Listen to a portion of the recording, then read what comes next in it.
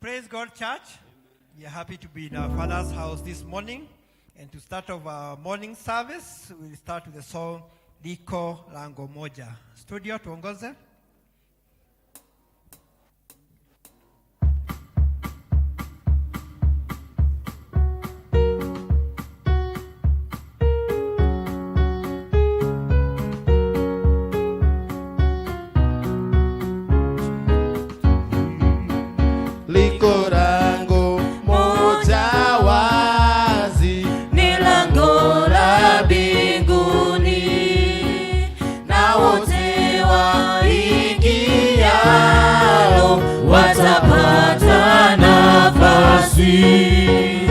Lango ndiye Yesu Bwana, wote waingie kwake.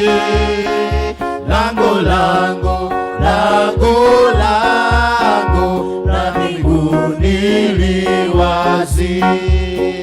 Yesu ndiye lango hili, hata sasa li wazi. Kwa wakubwa na wadogo, tajiri na maskini.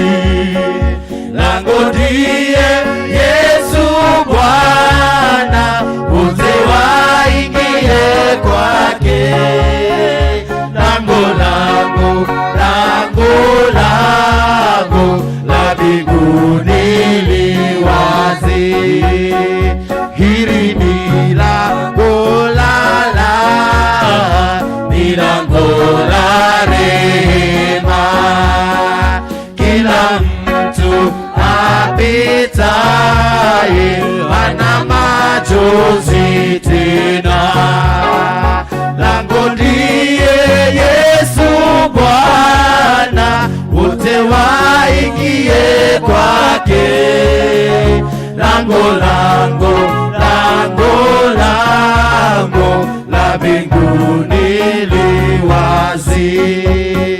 Tukipita lango hili, tutatua mizigo tuliochukua kwanza, tutavikwa uzima. Lango ndiye Yesu Bwana, wote waingie kwake.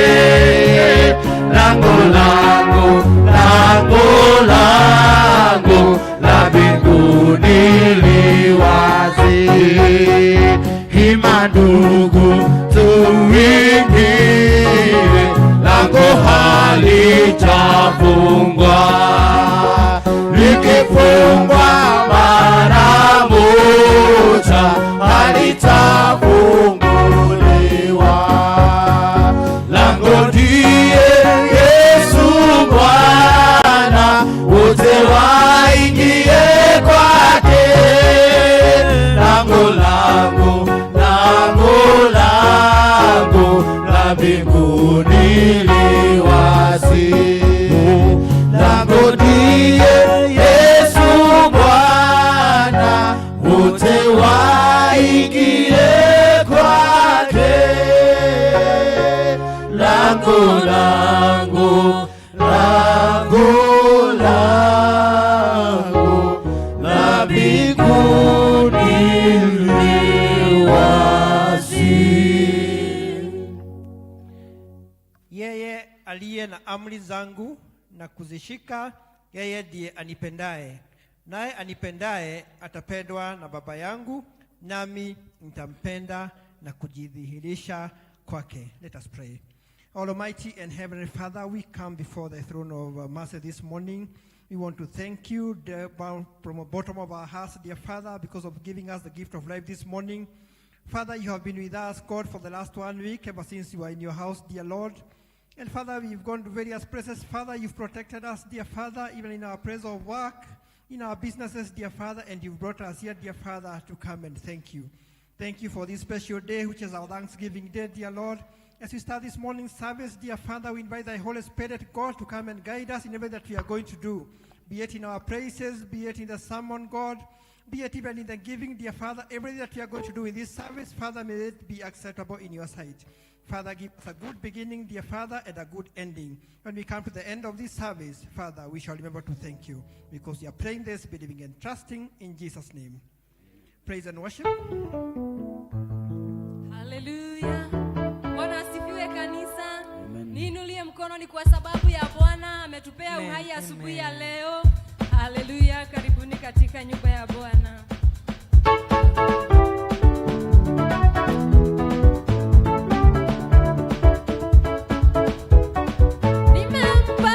Siye badilika, Yesu hawezi badilika.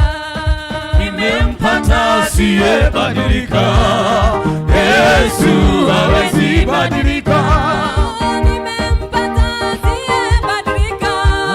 Yesu hawezi badilika.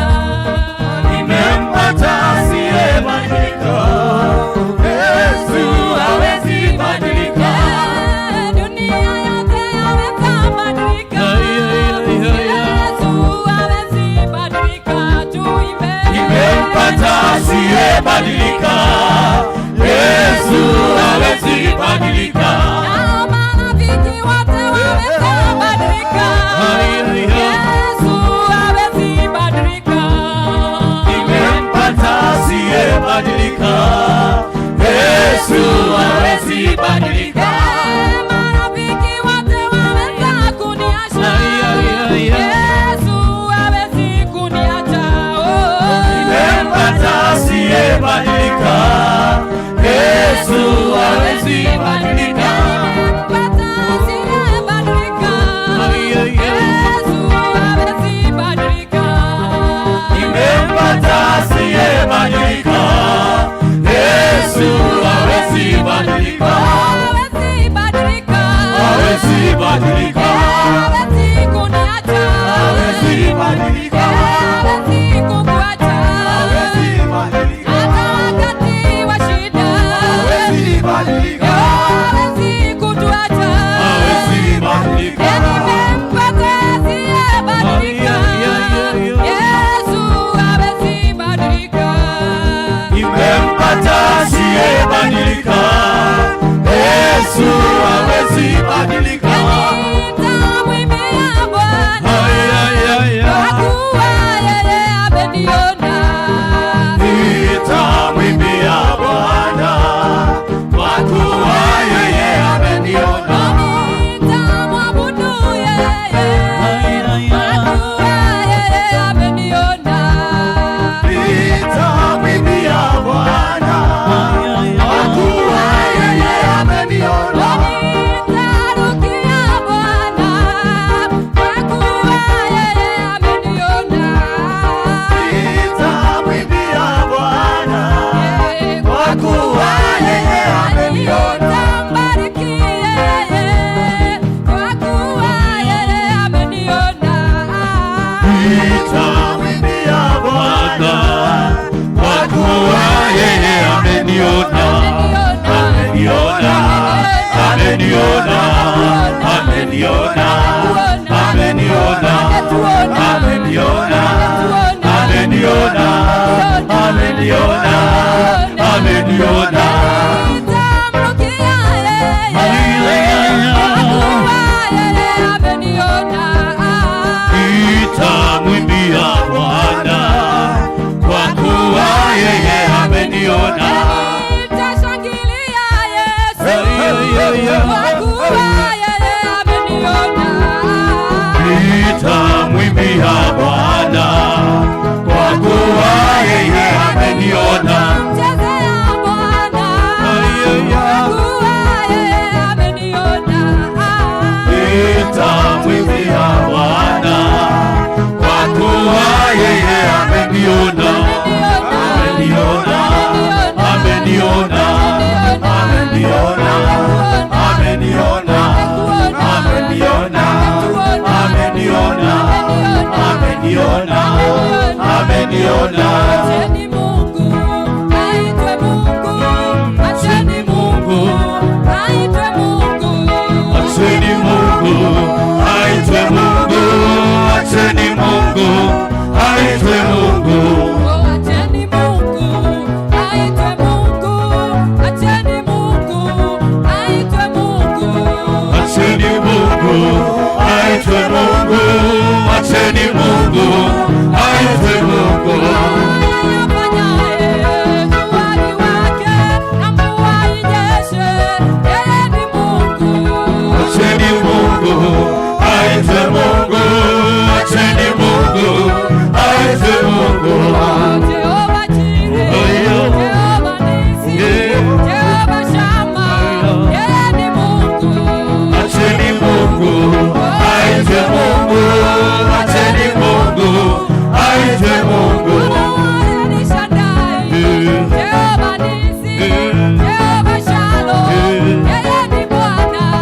Acheni Mungu aitwe Mungu, acheni Mungu aitwe Mungu. Yeye aliniumba kwa mfano wake, yeye ni Bwana, anatawala. Acheni Mungu aitwe Mungu, acheni Mungu aitwe Mungu. Anatujali, anatupenda, anatulinda, yeye ni Bwana. Acheni Mungu aitwe Mungu, acheni Mungu aitwe Mungu. Mwamba, mwamba, mwamba, mwamba, mwamba, Yesu ndiye mwamba. Mwamba, mwamba, mwamba, mwamba, mwamba, mwamba, Yesu ndiye mwamba. Mwamba, mwamba, mwamba, mwamba, mwamba, mwamba, Yesu ndiye mwamba. Mwamba, mwamba, mwamba, mwamba, mwamba, mwamba, Yesu ndiye mwamba. Yeye ni wa milele, yeye habadiliki. Msingi wake ndiye mwamba wetu. Mwamba, mwamba, mwamba, mwamba, mwamba, mwamba, Yesu ndiye mwamba. Na kanisa letu litasimama. Msingi wake ukiwa kwenye mwamba. Mwamba, mwamba, mwamba, mwamba, mwamba, mwamba, Yesu ndiye mwamba. Familia zetu zitasimama. Msingi wake ukiwa kwenye mwamba Yesu. Mwamba, mwamba, mwamba, mwamba, mwamba, mwamba, Yesu ndiye mwamba. Yesu ndiye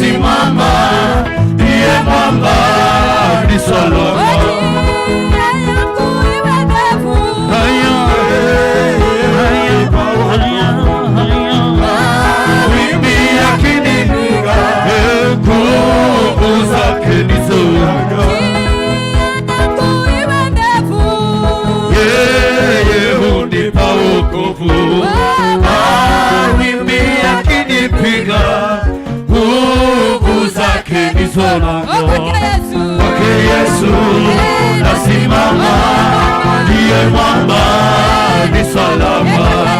Kwake Yesu nasimama, ndiye mwamba ni salama.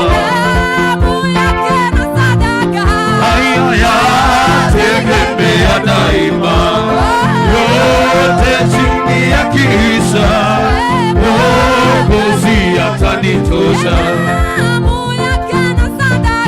Haya yategemea daima, yote chini ya kiisha, Mwokozi atanitosha.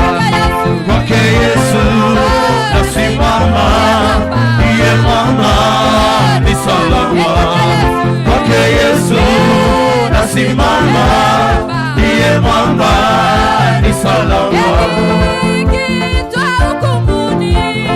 Moyoni nina amani, nikivikwa haki yake, sina hofu mbele zake.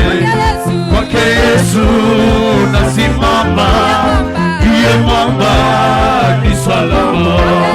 Kwake Yesu nasimama, ndiye mwamba ni salama. Sema nami Bwana, sema na moyo wangu, sema nami Bwana, sema na kusikia. Hey, hey. Sema nami Bwana, sema na moyo wangu, sema nami Bwana, sema na kusikia. Sema nami Bwana, sema na moyo wangu, sema nami Bwana, sema na kusikia. Sema nami Bwana, sema na moyo wangu, sema nami Bwana, sema na kusikia. Sema nami Bwana, sema na moyo wangu, sema nami Bwana, sema na kusikia. Sema nami Bwana, sema na moyo wangu, sema nami Bwana, sema na kusikia. Unatawala. Amen, hallelujah, unatawala. Amen, hallelujah.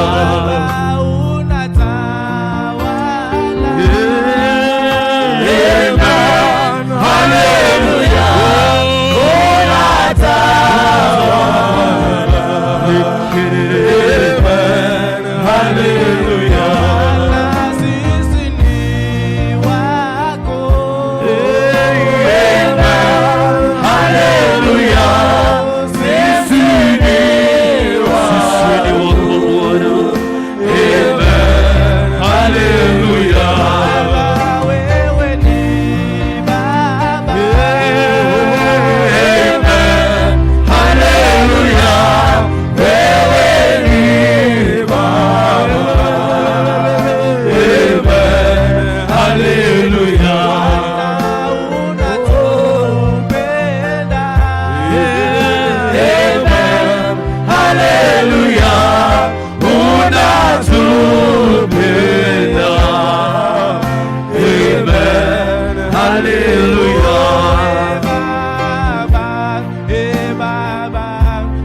Baba, pokea sifa.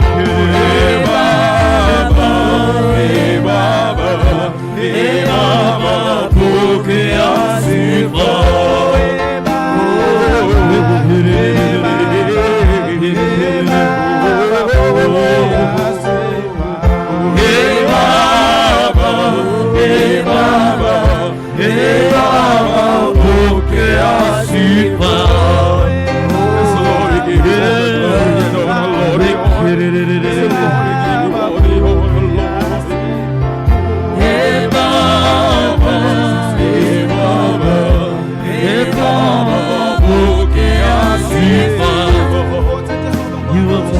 Jesus. We bless your name, King of glory. We worship your name, Jesus. This morning we declare, King of glory, that you are the mighty Redeemer. In the mighty name of Jesus. You are holy. You are holy. You are holy. What is your name, Jesus? What is your name, Jesus? We worship your name. We worship your name, Jesus. We worship your name, Jesus. You are holy. You are holy. What is your name, Jesus? In the mighty name of Jesus, we acknowledge your word, your word is so good. We magnify your word, your word is so good. Because your word, your praises, Jehovah God. In the mighty name of Jesus Christ of Nazareth, we surrender everything unto you, Jehovah. In the mighty name of Jesus, we give you glory and we honor you today, Jehovah.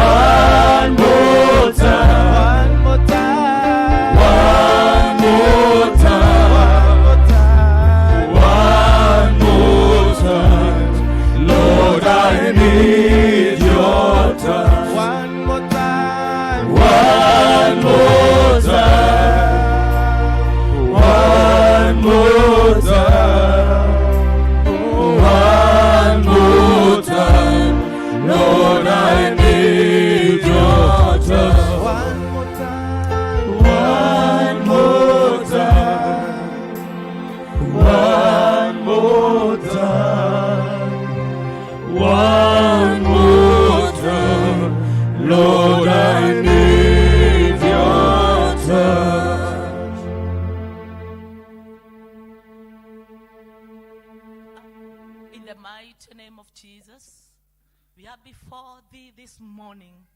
Glorifying your holy name, saying that there is none who can be like you, Father.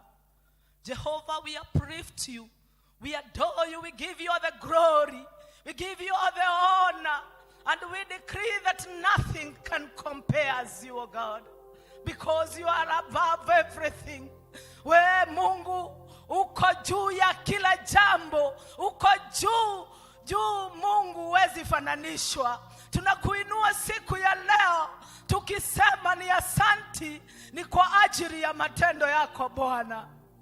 Jehova Mungu uishie milele, twajisalimisha mikononi mwako siku ya leo tukisema sisi ni watenda dhambi, tukisema tumetoka katika njia zako Bwana.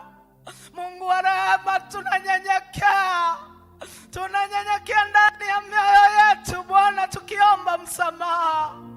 Jehovah God, you said that when your people that are called by your name shall humble themselves and call upon your name, you shall heal their land. Our Father, this morning we are praying that you may heal the lands of our lives, you may heal the lands of our families, you may heal the lands of our churches, you may heal the lands of our nation. Baba, twanyenyekea Mwenyezi. Oi Mwathani, toigueretha, tuhurumie Bwana, uponye maisha yetu, uponye familia zetu, kanisa yetu na nchi yetu Bwana. We pray for the sanctifying blood of Christ Jesus. Lord, may you wash us, may you purify us, oh God, may you cleanse us, may you make us holy once again, so that you may be able to accompany us in the life that we are walking unto, oh dear Father, because we cannot be able to move without you, oh God. Baba, twaomba utusamehe, ila uandamane pamoja nasi Mungu. Jehova, tunasema ni asanti, ni kwa ubali umetuleta kila mmoja. Baba, netorauga newe tokinyetie hau, sio kwa kujaribu kwetu, sio kwa kufaa mbele zako, ila ni kwa rehema zako. Tunashukuru jina lako Bwana, na tunasema ni asanti.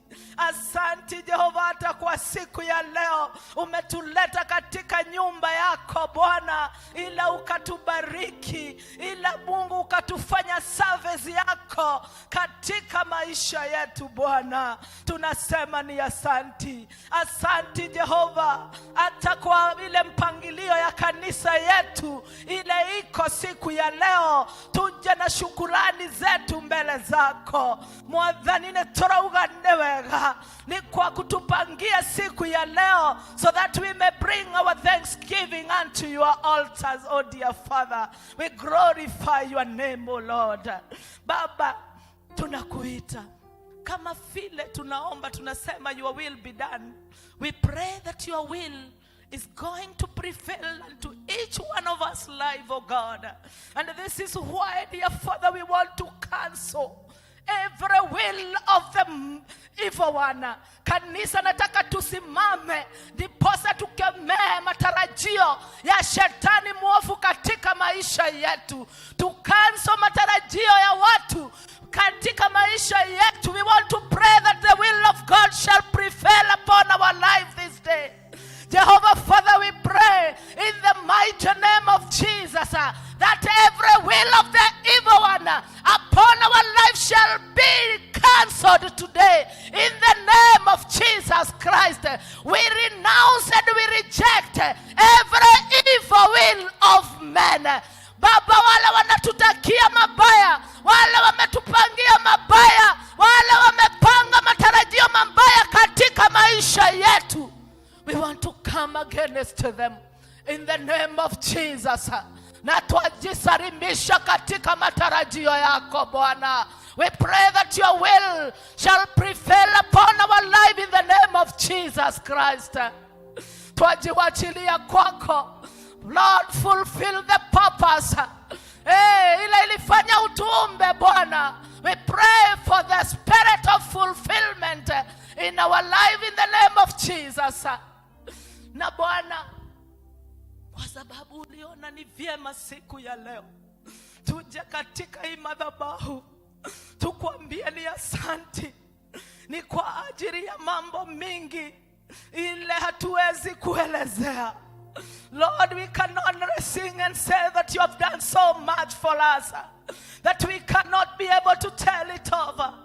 But by coming to this altar this day, our Father and our God, we are praying that kama vile Mungu ulivyochukua samaki 2 na mikate 5 na ukainua ukashukuru Mungu, hata sisi Bwana siku ya leo tutakapokuja kwa madhabahu hii Bwana, we pray for multiplication. You multiplied the fish, you multiplied the blood, Jehovah. Na kerede kerea mothamaki mwega.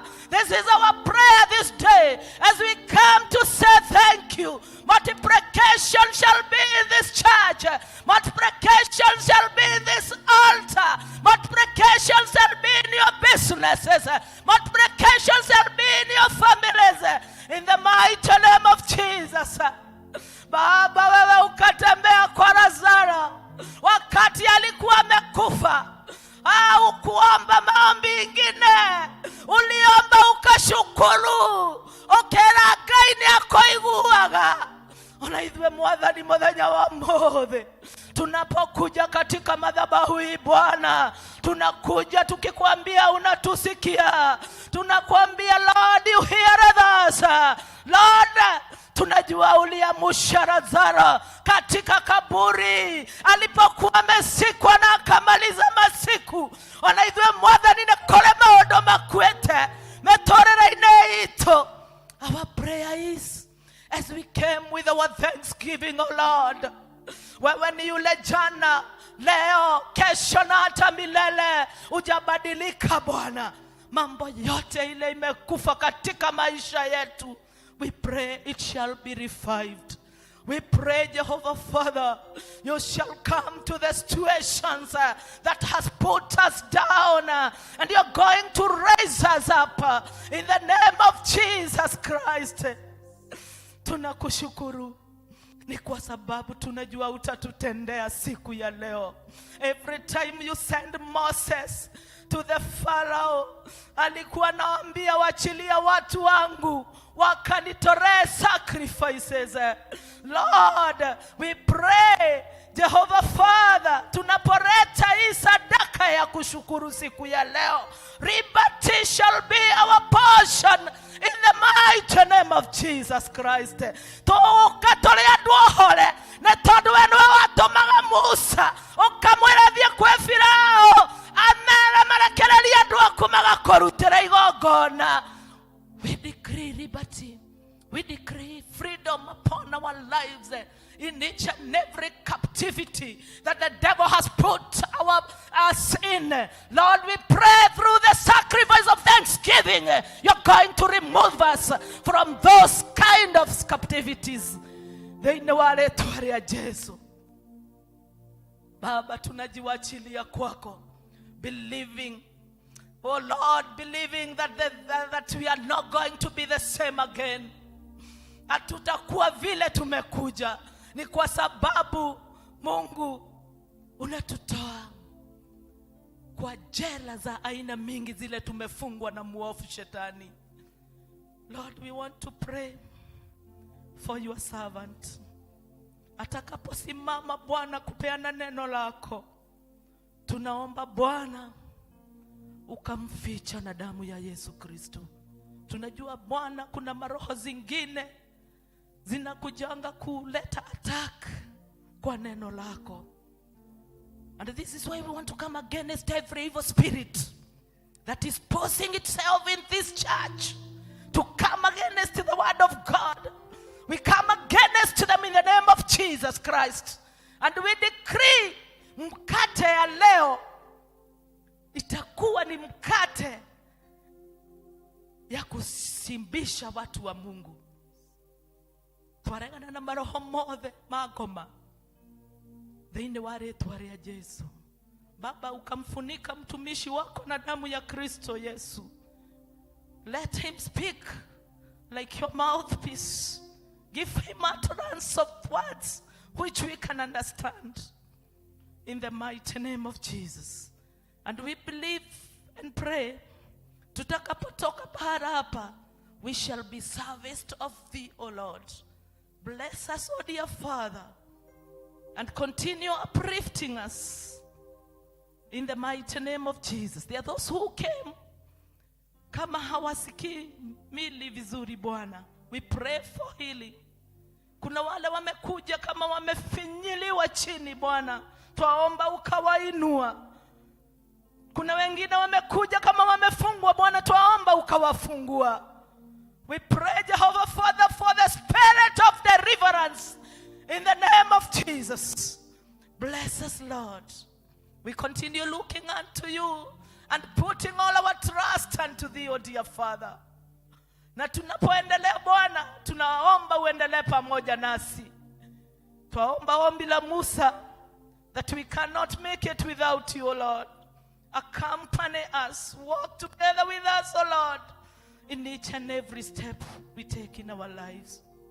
In the mighty name of Jesus, we pray and we give thanks. In church we say, our Father who art in heaven, the kingdom come, the will be done on earth as it is in heaven. Give us this day our daily bread, and forgive us as we forgive those who trespass against us. Lead us not into temptation, deliver us from evil, for thou is the kingdom, the power, and the glory, forever and amen. Amen.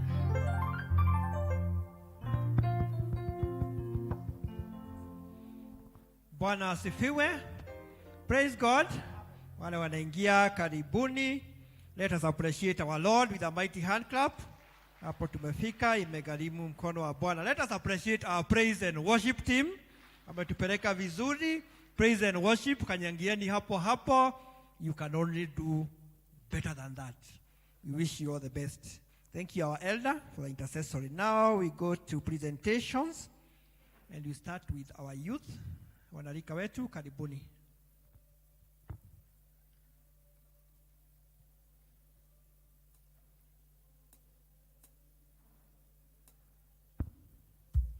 Praise God. Youth, please come one, I can see you.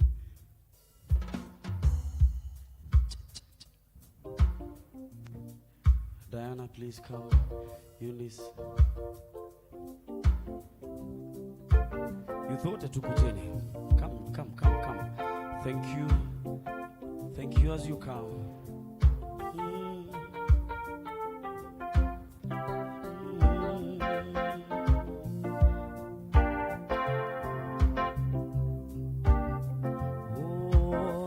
Nimeona wema wako, nimeona fadhili zako we Bwana, nasema asante. Nimeona wema wako, nimeona fadhili zako we Bwana, nasema asante. Nimeona wema wako, nimeona fadhili zako we Bwana, nasema asante. Asante, wewe ni mwema. Asante, nasema asante. Asante, wewe ni mwema. Asante, nasema asante. Tumeona wema wako, tumeona fadhili zako we Bwana, nasema asante. Tumeona wema wako, tumeona fadhili zako we Bwana, nasema asante. Tumeona wema wako, tumeona fadhili zako we Bwana, nasema asante. Wewe ni mwema. Asante, nasema asante. Wewe ni mwema. Asante, nasema asante. Wewe ni mwema. Asante, nasema asante. Praise God, our parents. Praise God again. We are the youth. Na tuko hapa, tumekuja kupresent na tuwaimbie. And we thank God, of course, saying thank you for the fact that He has brought the youth and we are together.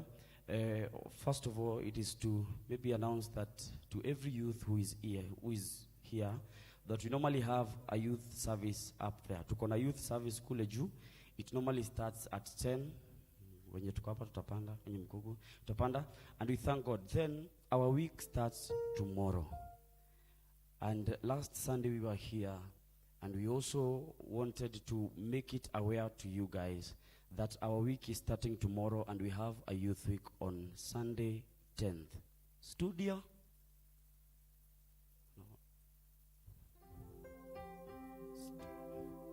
Studio? Wanasifiwe.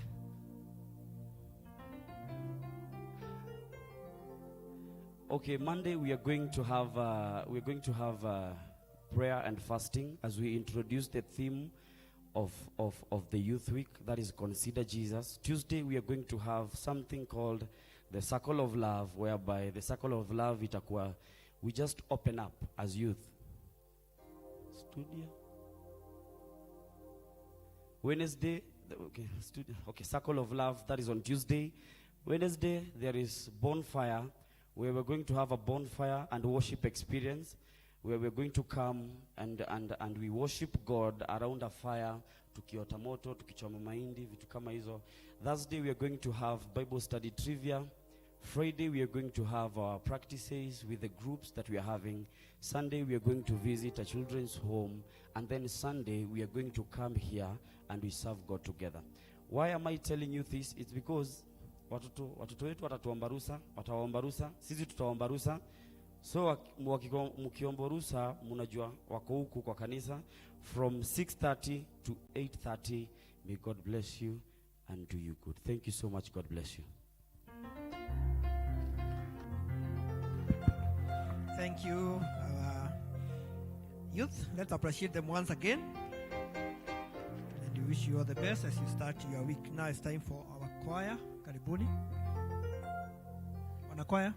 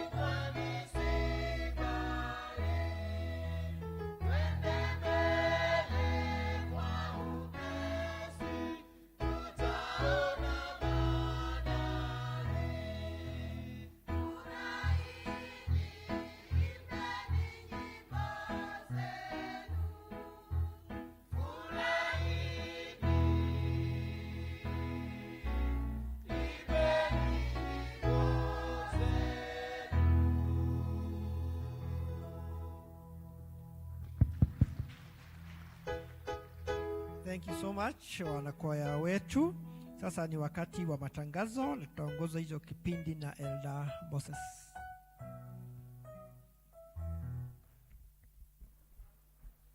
Bwana asifiwe. If you can see me, maybe you can wave so that we are together. We wish to welcome you to our Sunday service today, 3rd of April 2022. And we believe that the Lord has taken care of you and you are all blessed. And specifically, we want to recognize those who are visiting us for the very first time. You've not fellowshipped with the P.C.E.A Society any other time. Tungetaka kutambua, tukujue, na kama uko hapo, would request that you stand up so that we sing to you a beautiful welcome song. Wageni, kama kunaya, kama hujasoma na sisi wakati mwingine. Good, kuna mmoja pale. And the choir, you have time to welcome our guests.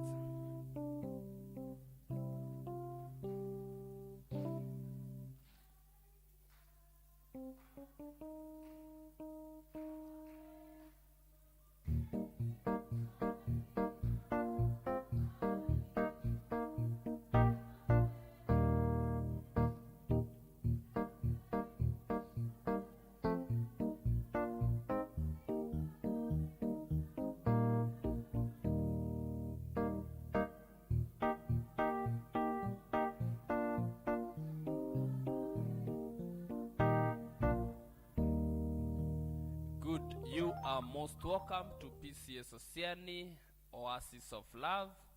And if you're going to be fellowshipping with us, we request that immediately after this service, behind this door, there is you will see some deacons waiting for you, so that you get into our records. However, if you're fellowshipping with us just today, we want to send you with greetings to whoever you fellowship every other Sunday. The other announcements are district fellowship. You all remember that we agreed district fellowship can be held now regularly and probably every Sunday. And the following districts have recorded their fellowship. Shalom district would meet at their elder, that is Elder Moses, and that will be done immediately after the Kikuyu service. Greenfields will go to their elder, Elder Jane. They have agreed to do that at 4. Kibagare district will also meet at their elder, Elder Sharago. Central district will meet at their elder, Elder Mutonga. The other 11 district will record their prayers in the next service, but I'm sure they have communicated to their members. The other announcement is that we have a tea graduation on 24th of April 2022. That will be done at P.C.E.A Society. The monthly fellowship, normally we have fellowship every first week of the month here at Society. And we request that this Thursday, all members shall meet here at 7 p.m. Saa moja jioni. Thursday, tutakuwa na monthly fellowship where we just come, worship the Lord, hear the word, na tunarudi nyumbani kama tumebarikiwa. Leo kuna Thanksgiving service, and we will be giving our Thanksgiving and offertory per district. That will be guided later by Elder Mutonga. On Sunday, you are most welcome to fellowship with the youths. They are welcoming you to support them during their Sunday, that is Sunday 10th April 2022. Umoja Wendani Sako have an education day that will be held at P.C.E.A Society. Na the education will start at 8:30, saa 2:30, na kila mtu anakaribishwa. Whether wewe ni member ama siwe member, we will just have a wonderful time here. And those who have always wished to join the circle can come during that day. Saturday ijayo, saa 2:30. The other announcements, we are reminded that in an attempt to start off the construction of the permanent classes for the church has proceeded to divide all members into 14 groups. In this regard, every group will have a patron, so every elder is a member in each group, in one of the groups, and you are requested latest by Monday or Tuesday. We hope that all the groups will have formed themselves on WhatsApp. And in this regard, we want to ask that if you find yourself missing in any of the groups, please reach out to us because we know we have members in the church that do not necessarily belong to a district, and in our system they are still classified as other districts. So kindly get in touch with us, and by Sunday please ensure that you are in one of the groups. That will be culminating into a fundraising on 10th of July 2022, na najua tunajitayarisha vilivyo. The written announcements are pastoral session. Kutakuwa na pastoral session that will be held on 8th of April 2022, na wale wanafaa kukuja wameshaarifiwa through their districts and they have SMSs. They are requested to meet here at 9 a.m. We have also been announcing on the crash program for the teens and youth. Wale wangetaka kubatizwa ama kuwekelewa mikono waanze kula giathe, na hiyo crash program inaanza kesho Monday mpaka 8th, na as earlier noted, the ages between 12 to 19 years hawa wanasoma asubuhi kutoka saa 2 mpaka saa 7, na the ages between 20 years to 25 years hawa wanasoma saa 8 mpaka saa 11 ya jioni. 2022 Wings to Fly Secondary School Scholarship by Equity Bank, wanasema applications zinaendelea kureceiviwa, and applications should be returned or submitted to any Equity branch or agent kama they are fully completed or online by 6th of April 2022. Na mwisho tangazo la ndoa, tunawatangazia kwamba Bwana Paul Mungai Wanjiko, mshiriki wa kanisa la Judea parokia Sosiani na ambaye anaishi Kayole, ana kusudi la kufunga ndoa na binti Mary Njeri Muriithi, mshiriki wa kanisa la East Africa Pentecostal Church parokia Tana River na ambaye anaishi Mpeketoni. Kama kuna mtu yeyote ambaye angalikuwa na kizuizi ama habari kuhusu kizuizi cha ndoa hii, apaswa aseme wazi na afafanue wakati wowote kabla ya ndoa hii kufanyika. Kama hakuna kizuizi, hawa wawili wataendelea mbele na kufunga ndoa siku ya Jumamosi tarehe 9 mwezi wa 4 mwaka huu saa 5 katika kanisa la P.C.E.A Judea Church. Hili ni tangazo la 3.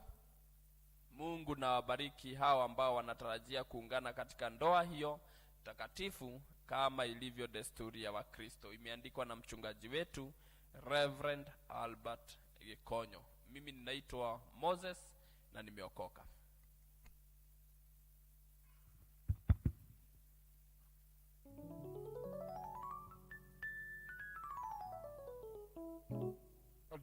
Hallelujah.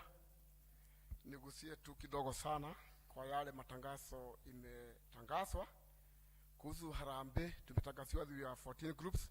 Hiyo sitarudia tena, na every group itakuwa na chairman na secretary. Hatuna treasurer. Treasurer tutakuwa naye update ya our contributions itakuwa ikipeanwa na secretary, sababu tutakuwa tukitumia pay bill. Hiyo pay bill itatumwa kwa every group. Every group itatumwa pay bill number ile tutakuwa tukituma fedha zetu za harambee. Kwa hivyo kwa group tutakuwa tuna chairman na secretary. If approached by your patron to be the secretary or the chairman, please, it is an honor. It's a great honor. Take that chance, take that part. God will bless you. We sat with elders, as I announced last Sunday, that we are proposing to change the harambee date from May 8, and we agreed 14 elders, and already we have communicated the same to our parish minister that the harambee shall be held on July 10. Therefore, we have enough time to prepare ourselves. We have at least 3 months that we can prepare ourselves. And every group, the 14 groups, we were allocated 400,000, not much. In your group, it is only 400,000. And there is no restriction to invite friends from outside. There's no restriction. Like in my group, we have already invited 7 members who are not of this church. Therefore, there's no restriction. Ukipata mtu rafiki yako wa familia ama nani, iko free to invite other members ili mpate nafasi ya accumulate the 400,000. The modalities of raising the money, hiyo ita depend na a group. Vile group itaonelea vyema, wataona kama ni kugawa chochote kile watasikizana kama group, hiyo tumeashia group vile wataonelea vyema. Na unapoona kuna simu zingine unapoalikwa kwa WhatsApp, unapokuwa added kwa WhatsApp, hauingii tu direct. Kuna simu inasemanga you invite me, na unaombwa eti please accept the invitation. Kwa hivyo kama simu yako ni aina hiyo ya kutopokea ile invitation from nowhere, tafadhali, kama group yangu tuna watu 17 ambao wameinvitiwa, hawaja accept invitation, wacha kuwekea karani wetu msigo kuumbwa na kugoja mpaka ubebelezo ingie. Hii ni kazi ya Mungu, tafadhali. Wacha tufanye kazi ya Mungu na roho moja. Na tunapofanya kazi ya Mungu na roho moja, naye Mungu pia atachukua usukani ya kutubariki. Tukiangalia, kwa hivyo patron wasikuwe na ugumu sana kazi yao, na wale officials watakuwa kwa hiyo group. Ombi langu ni kwamba kama vile unaona, ukiangalia pale nje vile kumerembeka, mchungaji alikuja hapa one Monday siku moja akaombea ile kiwanja ijengwe sile darasa, na mkitoka mnaona sasa sina mali, sio zimebakia tu kidogo vile zimerembeka. Kwa hivyo you have no stress. Watoto wetu wakirudi shule, hata tukipata harambee, tukifanya harambee na tufanywe mchoro ya vile tunajenga shule, hatuna stress. Tutapeleka watoto wapi? Tuna mahali sasa ya kupeleka watoto wetu. Take charge. Chukua hii jukumu ya kuwa ulikuwa mmoja wa wale walijenga shule ya P.C.E.A Sosiani, permanent classes. Mchungaji hasikii kitu kingine, anasema tu permanent classes. Uwe mmoja wa wale watashikilia, kama wale wanasemaga tulijenga hii kanisa, pia tusemage tulijenga hii shule, na Mungu najua kabisa atatubariki. Let us take charge. Let us take this part of service bila kubebereswa, bila kusukumiwa. Voluntary give. Voluntary give, and God will bless you. Kwa grupu yako pia, hata kama mtaambiwa museme sana kutoa kwenu ni kiwango fulani, ukifikiria tu kwa group, kwa hiyo group yako useme mimi niko tayari kununua mawe lori 10. There's no restriction, not only money. You can tell your patron, you can tell your group leaders, I'm ready to buy 10 lorries of stones. I'm ready to buy 200 bags of cement. Chochote kile utafikiria kwa group yako, ili tupate nafasi ya kujenga permanent school. And by doing that, may God bless you. May God do you good.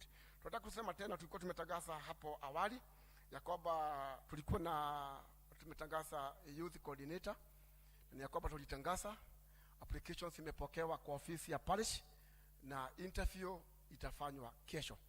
Kwa hivyo hivi karibuni tutakuwa tukisumbuka tena na wanalika wetu, tutakuwa na youth coordinator. Bwana wabariki sana, watendee maajabu tunapoendelea kushikana pamoja kuona vyema kazi ya Bwana imesimama. May God bless you.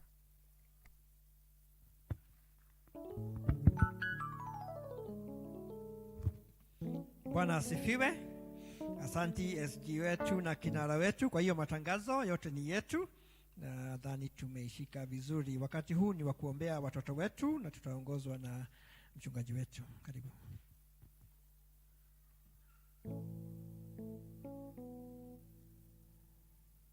Praise be to God.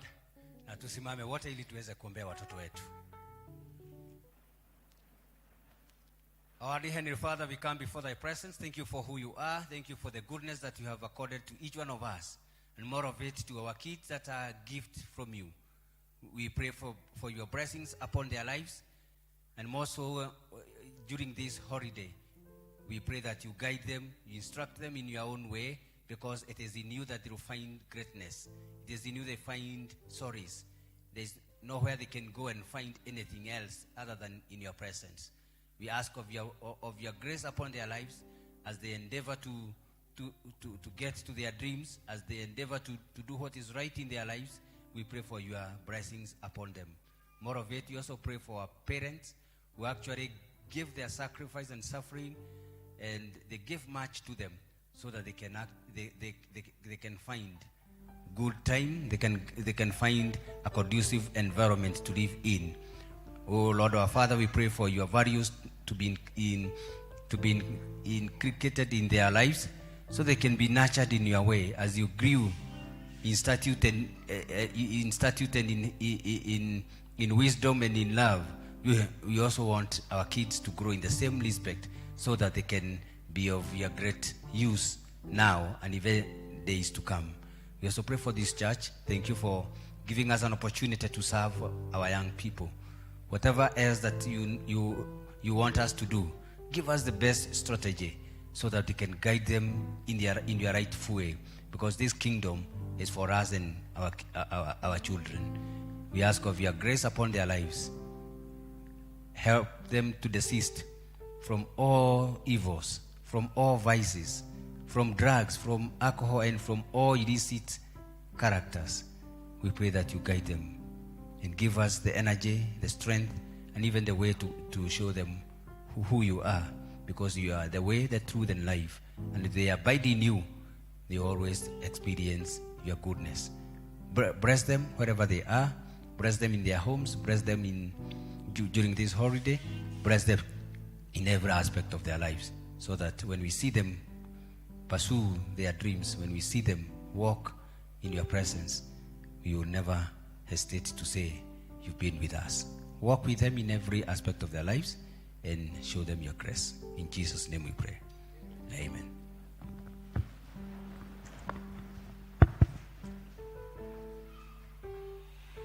Bwana asifiwe. Wakati huu ni wa kusikiza masomo yetu mawili yakifuatana. Somo la kwanza litatoka Judges 6:5-12, tasomewa na Elder Kimani, na somo la pili John 14:20-23, tasomewa na Elder Sharago.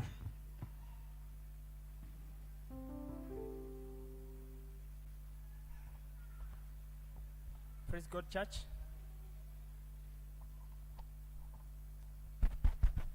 Praise the Lord. Our first reading comes from the book of Judges, chapter 6, from verses 5-12. Judges 6:5-12. Let's read together. They came up with their livestock and their tents like swarms of locusts. It was impossible to count the men and their camels. They invaded the land to ravage it. Midian so impoverished the Israelites that they cried out to the Lord for help. When the Israelites cried to the Lord because of Midian, he sent them a prophet who said, "This is what the Lord, the God of Israel, say, I brought you up out of Egypt, out of the land of slavery. I snatched you from the power of Egypt and from the hand of all your oppressors. I drove them from before you and gave you their land. I said to you, I am the Lord your God. Do not worship the gods of the Amorites, in whose land you live. But you have not listened to me." 11. The angel of the Lord came and sat down under the oak in Ophrah that belonged to Joash, the Abizarite, where his son Gideon was threshing wheat in a winepress to keep it from the Midianites. When the angel of the Lord appeared to Gideon, he said, "The Lord is with you, mighty warrior." I am Kemani Joseph. I'm born again, and the second reading continues.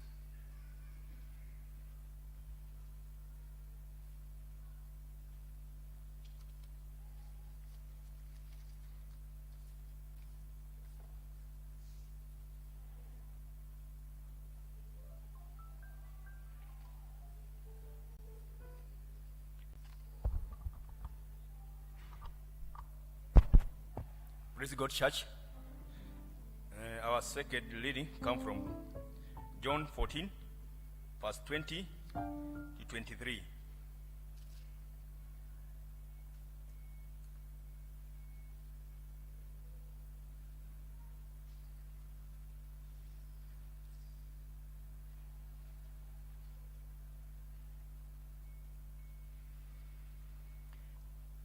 On that day, that you will realize that I am in my Father, and you are in me, and I am in you. Whoever has commands and obey them, he is the one who loves me. He who loves me will be loved by my Father, and I too will love him and show myself to him. Then the Judas, not the Judas Iscariot, said, "But Lord, why do you intend to show yourself to us and not to the world?" Jesus replied, If anyone loves me, he will obey me. He will obey my teaching. My Father will love him, and we will come to him and make our house with him. That is the last of our reading. My name is John Shalago, and I love Jesus as my personal Savior. God bless you.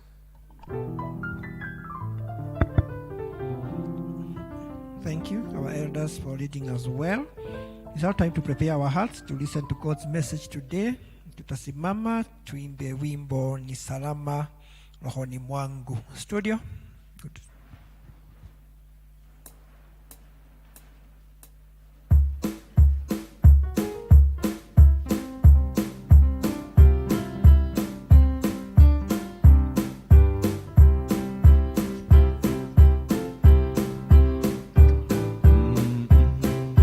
Nionapo amani kama shwari, ama nionapo shida, kwamba moyo yote umenijulisha, ni salama rohoni mwangu, salama rohoni, ni salama rohoni mwangu.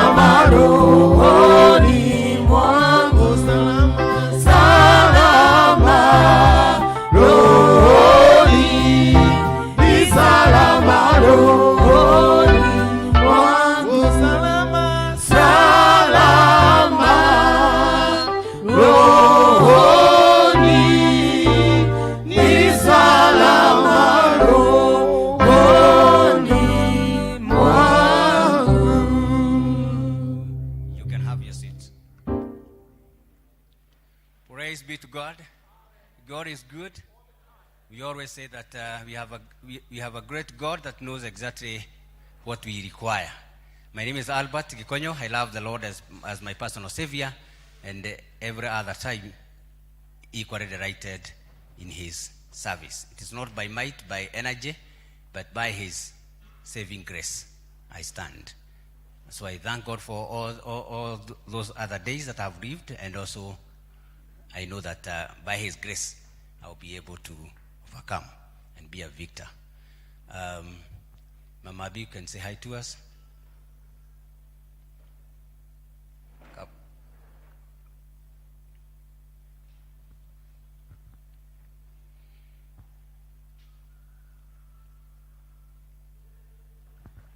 Kanisa, Bwana asifiwe. Praise God. I'm Caroline Wanjiko Gikonyo, and I'm born again. Bwana wabariki. Okay. Praise be to God again. Amen. We are here gathered together. God has brought us here. We can't bring ourselves. It is by that grace. Let us pray. Dear Lord God, our Father, we have come before thy presence in worship, in praises of your honor into our lives. As you speak to our hearts, encourage us. As you speak to our hearts, comfort us. Show us your way so that we can walk in it. And when we walk in it, the blessings will abide in each one of us. It is not in vain to be in your presence. We've not been forced. This is a voluntary service to you. Search our hearts so that they can be of great use to your ministry. In Jesus' name, amen. I want to appreciate that we are all here gathered together so that we can hear his oracles, we can hear from him. It is in him that we find solace. It is in God that we find direction. It is in him that our character is formed. I want to talk about leading a successful life. This is our dream for every one of us. We all want to get better, things to get better. And we want to make a step ahead. But how do we do that? Sometimes situations are not right. Circumstances are worrying. And many a times we think we can't make it because yesterday was hard and today seems to be harder than any other day. But there are ways to lead a successful life. The text that we just read demonstrate the possibilities in the impossibilities. We can see Judges is a book that has been written when the Israelites had no definite leadership. They didn't have a leadership of their own at that time, and they were living a life without coordination. It was not coordinated, but they were there, and it records the many falls they went through. Sometimes they would win their battles, other times they would desperately lose, and the worst would happen to them, and they would argue and ask, where is our God? Why is it that things are not happening in the way we expect? They were dismayed at times, and at times they rejected who they were, and they also questioned and doubted God in many instances. This forms our theme for this year. Judges records about if you do good, then it will follow to you. If you do otherwise, then the fact is true. If you do right, the right will follow. If you do wrong, the consequence will not fail to come. The Israelites lived in that state. When they did right before God, then things would actually work out. When they did dismay before God, then the consequences would actually arise. And I think it's a natural occurrence, even into our own lives. When we do things right, we have peace of heart. When we do things wrong, we hurt other people, and we also receive a lot of resentment. We are not okay. We are not peaceful. So if you want to live a peaceful life, give peace to others. There is a consequence of the same. If you don't want the same, then if you give contrary to that, you also get the consequences. Judges, we can see that it is a time of lawlessness when everybody did what he wanted to do. That is recorded in Judges 17:6. Everybody did as he wished. And things were not right before the Israelites and even before God. And that is when Gideon came in. There were other 12 judges that came along, but in our respect today, we are talking about Gideon. He came from the least family. He was not known, but he knew himself. And at that time, the scenario was never better. The Midian, the powers then were powerful, so powerful that the Israelites could not stand them. There are times that things are beyond our control. We feel like we are overwhelmed. We can't stand our ground. It's shaky. When our social lives are shaken, our political lives are shaken, and every part of it is shaken, we feel we can't handle it anymore. Our spiritual life, when it is shaken, we feel we are not standing in the best of what God wants us to do. So there are those challenges that comes along in our lives individually and also corporately. We feel like we can't make it. You also feel within your heart, you feel you have no strength behind doing the best you can. And the Israelites at this point, they were at their lowest end. Every time they do their harvest, you can read this narrative clearly. Every time they do their harvest, they would plow, they would plant, plow, and prepare. And even they would wait for the harvest. And immediately, before the harvest, before the maize dries completely, before the wheat dries completely, before everything else is ready, having put a lot of effort into it, with a lot of expectations, with a lot of hope in it, the Midian, their enemies, would come in and destroy everything else. They would destroy their energy. They would destroy what they had put into the farming. They would destroy everything else. Their energy, they would feel defeated. That was the scenario. And it depicts even our scenario in our own ways. Sometimes you've put into something, into business, into parenting, into your relationship with your wife and your husband, into anything you've put a lot of it, and with an expectation things will get. You've done the best you can, so you're waiting for the results to come, only to find nothing is working. The relationship is not working. The kids are not doing exactly what they are called to do. You feel, I have put a lot of effort into it. My energy, everything else I've put into that, and the outcome is totally different. You feel you are not comfortable anymore. There is pain when you have put into a lot of effort, and then the result is totally different. They were very amazed.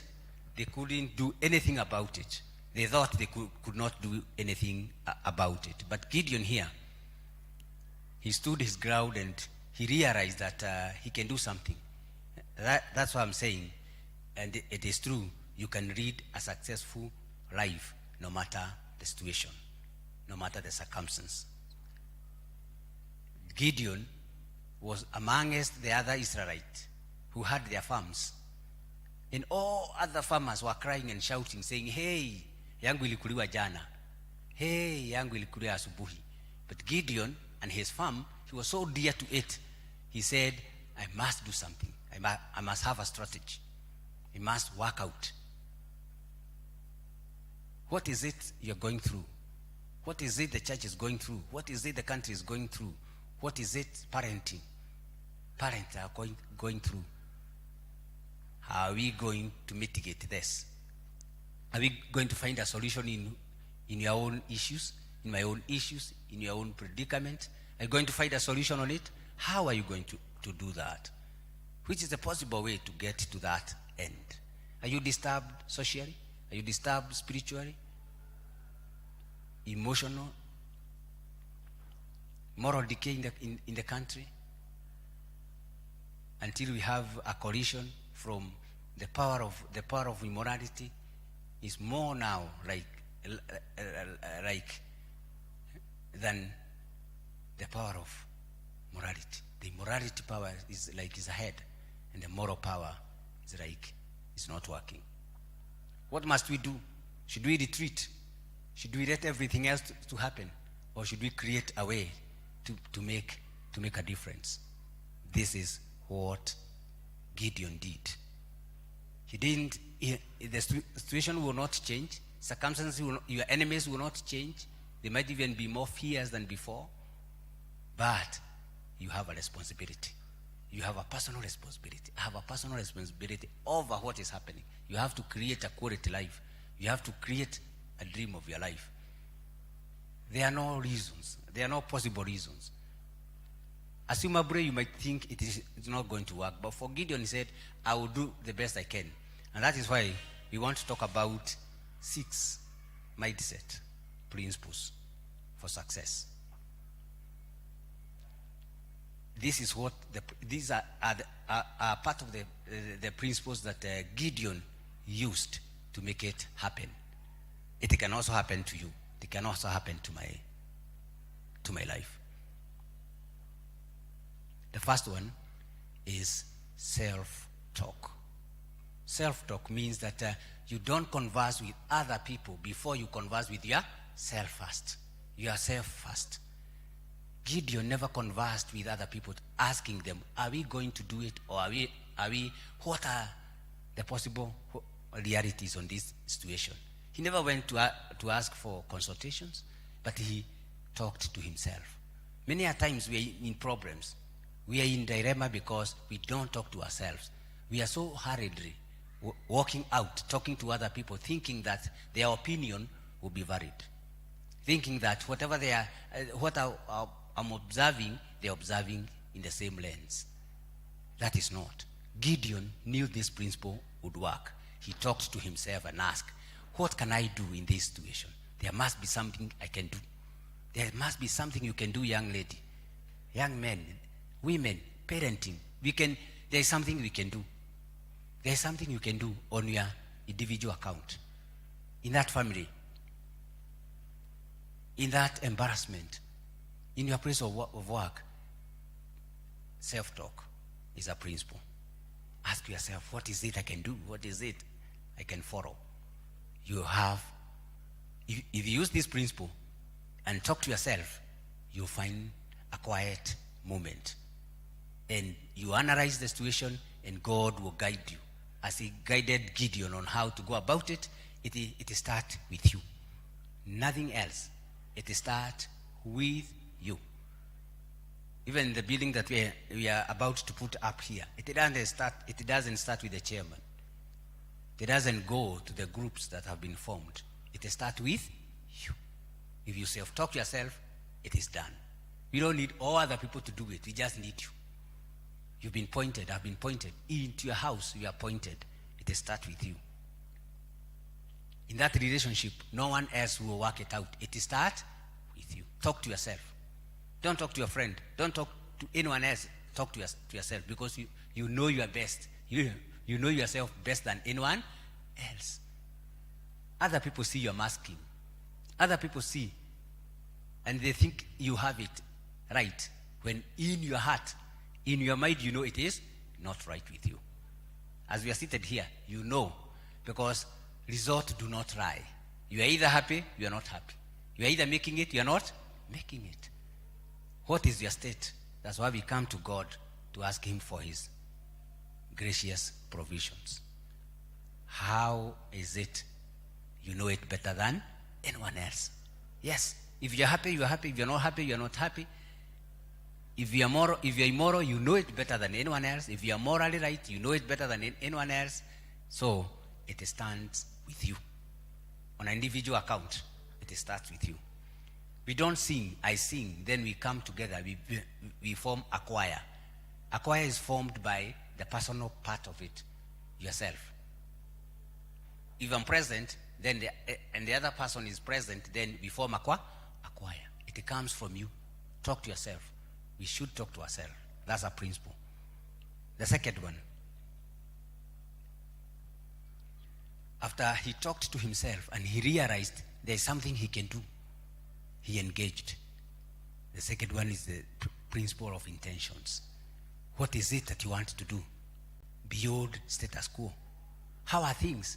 Are you ready to commit yourself to make them better than they were before? Do you have the energy? Do you have the strength? The intentions. When you come to church, what are the intentions? What do you expect to get from the fellowship, the relationship? When you repent and walk in the rightful spirits of God, what do you intend to get from that? What are your intentions? What do you want to do about it? Do you want to engage? Do you want to take actions?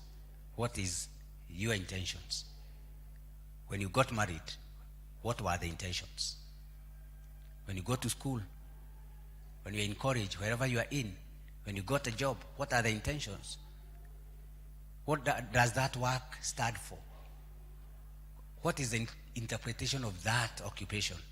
What is the interpretation of that thing that you wrong for? If you have no intentions on it, then you get the worst of the results. May God bless us to embrace this principle. Intentions. Why do you come to worship? What are the intentions? Are they self-driven? Are they selfish motives? What is it? Why did you get married? What about the intentions of your kids? Do you have any intentions about them? Where do you want them to go? How is it you want to guide them towards the rightful living? So this is a very great principle. We also need to practice it. It is imperative. The other principle, after Gideon knew himself and the intentions he had for himself and his family, to feed his family, never to go hungry, but the situations in which he would do it was actually not very predictable. But he said, I will do it. This is a commitment we should have in our hearts, in our mind. I will do it. Always saying, I will do it. I will rectify this. Yes, I will forget the past and hold on the present and focus on my future. I will do it. I will not be forced, but I have decided not to be forced. I will do it. That voluntary will, I will do it. Are you saying that to your life, to your situations? I will do it. That grade, I'll get it. That plan, that strategy, I'll do it. Are you committed to that? Am I committed to that? Then the spirit, the other principle is grit. The word grit means that great passion for it. You feel like nothing else. I can't do anything else other than this. I commit myself to it. That passion, you feel like it must be done, and there's no option. I must do it. There's no excuse. You don't worry. You don't worry on problems. Yeah? You don't exaggerate your misfortunes, and you don't count every hard things that you've gone through or you've got through. You don't do that. Just say, I have a passion to do it. I have a passion to walk into it, and there's no turning back. I have committed myself. I have the grit. I have the passion to do it. This family, it will work. It will work. No matter what, it will work. You have the grit, the passion to do it. You feel like, no, I can't give away this. The situation is not right. The circumstances are not right. Things are not working as I expect them to do. But I have a grit.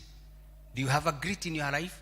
Do I have a grit? Does the church has a grit despite the situations in the world, despite the moral decay, despite the spiritual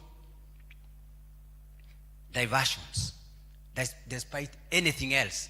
Do you have the grit? Do I have the grit? If you have the grit, it means you have a passion to make it happen in a way that you don't know, but you feel, yes, others are not doing it, but I'll do it. Others are not thinking about it, I'll do it. I'll think big. I'll set goals. I'll set priorities. Others are not doing it. I have my own budget. I'll work it out. I'll implement it. Yes. You tell yourself. You're not speaking to other people. You're telling yourself, I'm ready. I'll do it. No matter what. the consequences, I don't count on the consequences, I count on the need, the necessity to do it. Are you feeling in the same manner? That you have a grit, you have an opportunity, you have a purpose to do it, no matter what. Speak it out. Walk in it. Don't resist yourself from doing it. That is a grit.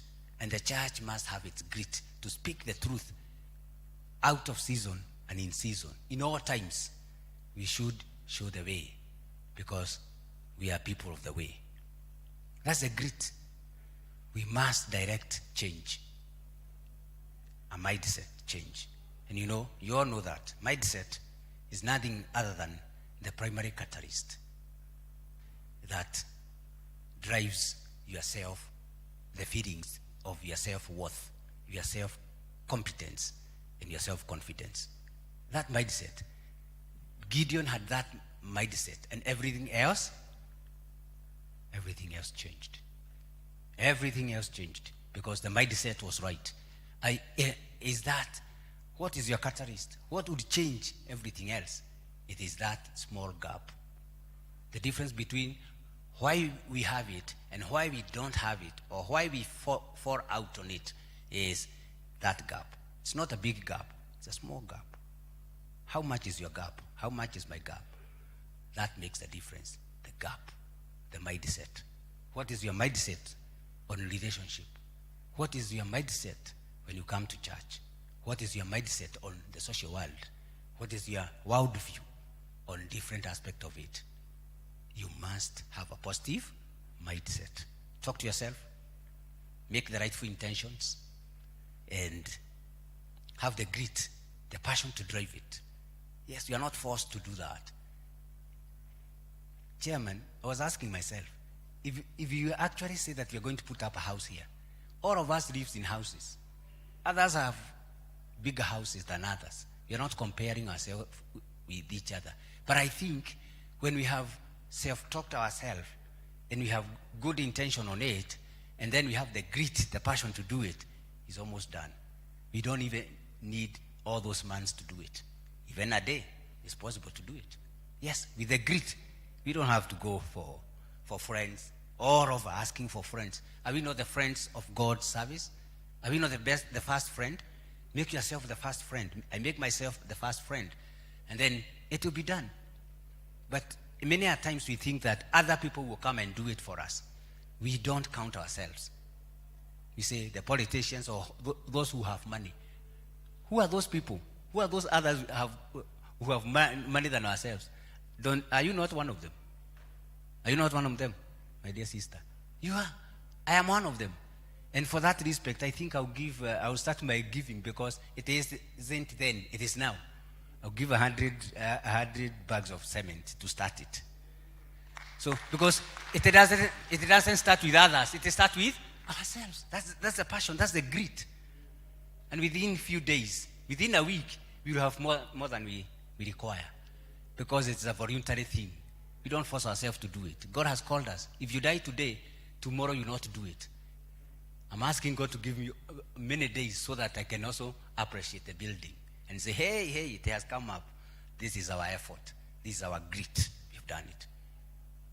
Let us not be forced to do God's work. We shouldn't. Don't be forced to study. Do it willingly, voluntarily, and you have the right grade. Don't be forced to do other things. Voluntarily get into it. And then when you get into it, the consequences are true. You enjoy, you appreciate. Just count what God has given you. You have every effort. You have every reason to give thanks to God. Even being alive, walking, doing all other things that you do on your own account. Is it not a blessing? How much should we give back to God? God is not a borrower. He has given it to us. We just respond to his gracious provisions in a mighty way. We don't need other people to come to do it for us. We are ready to do it. We have the grit, chairman. We have the grit. Mtu kama huyu na ni wakili na ndiye anarokota pesa nyingi. Alafu tunasema tunaenda kwa wakili wengine na tunamwacha wetu wapi? Hapa tu amekaa chini tu. Si yeye ni wakili kama wengine. Tunasema wakili ndio ni wa pesa nyingi kwa sababu every day they open files and ona matatu cireire no maraturihia no we wale hana daratagwo ni mundu wakiri stood up and have the grit not only to this end, not only to this project, but even to godly services. And so having a talent is one thing, but effort brings the talent to reality. Sometimes we think that we have the talent, we have other things, but if we don't put it to practice, it doesn't bring forth anything. So may God bless us. Whatever God has accorded, whatever it is, the effort is required. If it's that voice, bring it out. Sing out. And you have done a very good singing. And the message was quite informing. So do that. Don't be forced to do it. Just come and do that. If you are talented on whatever account, and the chairman told me that in the near future, you have a fellowship for professionals. That skill that you have, how can it be used in the ministry? I have a skill, you have a skill. That competence, bring it on board. It is needed. You didn't acquire that. It's just by God's grace. You are not where you are by your effort, by your own self-drive. It is by His grace. So count it as a part of worship. So I think that's very, very important. All of us, we are different. We are all gifted and endowed differently. Your gift is required here. My gift is required here. What is it I can do? Ask yourself, what is it I can do? Just do it. There is still here. Just because there is a skill of generosity, kindness, then you just do it. And you're not forced. Then it becomes an eating church because all skills have taken their space. The other mindset principle for success that Gideon used was strategy. After you think about it, you have good intention on it, you have the passion, the grit to do it, you can't just do it without a good plan. The way to do it. And Gideon decided, hey, because I can't do it and the situation is not right, he would go at night and harvest his. That's a strategy. Without a strategy, you can't do it much. You need to know when is the rightful season to do whatever you need to do. You need to know when to talk and when not to. You need to know when to instruct and when not to instruct. You need to know when to advise and when not to do that. You need to know when to start and when to close it up. You must have that skill. And when you have the skill, you are good to go. You need to know. If you are not good in mathematics or whatever, those who are in school, you need to know this holiday, I need to emphasize on this. I need to have a tuition. That one will help you to overcome your problem. How is your structure of your strategy? What do you use to make it happen? You must have a good plan. The church, we need to have a structured system that shows this is where we are, this is where we are going, and this is where we want to be. What's the vision? And it should be for all of us. We all know that we want to go to heaven and live with God all the days of our lives. But before we get there, then we must practice our gifts. We must practice our lives here. We must give, we must share, we must coordinate with one another. We must walk with one another. Before we live with God all the days of our lives, we must live with other people the short time that we have here. So it's a must to love one another. It's not an option.